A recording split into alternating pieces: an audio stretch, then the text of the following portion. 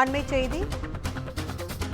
கேரள மாநிலம் வயநாட்டில் நிலச்சரிவால் பாதிக்கப்பட்ட பகுதிகளில் பள்ளிகள் மீண்டும் திறக்கப்பட்டுள்ளது. அதை அண்மைச் செய்தியாக பார்த்து வருகிறோம். கூடுதல் விவரங்களை செய்தியாளர் பிரின்ஸ் வழங்க கேட்கலாம். வணக்கம் பிரின்ஸ், அங்கு தற்போதைய நிலைமை எப்படி இருக்கிறது?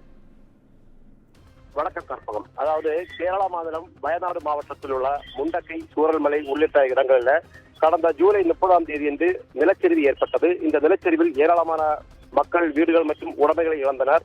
400க்கும் மேற்பட்டவர்கள் இதில் உயிரிழந்தனர். மேலும் காணாமல் போன 100க்கும் மேற்பட்டவர்களை தற்போது வரை தேடும் பணிகள் நடந்து வருகிறது. இந்த நிலையில் மக்கள் கொஞ்சம் கொஞ்சமாக அந்த பகுதியில் இயல்பு வாழ்க்கையை திரும்பிக் கொண்டு வருகின்றனர். இந்த நிலையில் வயநாட்டில் நிலச்சரிவால் பாதிக்கப்பட்ட சூரல்மலை முண்டக்கை பகுதியில் இன்று முதல் பள்ளிகள் செயல்பட துவங்கியுள்ளது.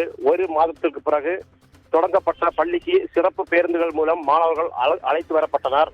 மேலும் அங்கு ஏபிஜே ஹால் அமைக்கப்பட்டு அதில் கட்டடத்தில் மாணவர்கள் தங்க வைக்கப்பட்டுள்ளனர்.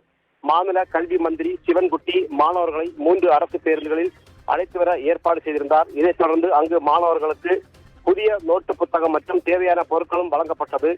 மேலும் மாணவர்களுக்கு ஆசிரியர்களும் அப்பகுதி மக்களும் பரிசுகள், மலர்களை கொடுத்து அவர்களை வரவேற்றனர். தற்போது இந்த பள்ளிகள் துவங்கப்பட்டதை தொடர்ந்து மாணவர்கள் வருகையும் துவங்கப்பட்டுள்ளது.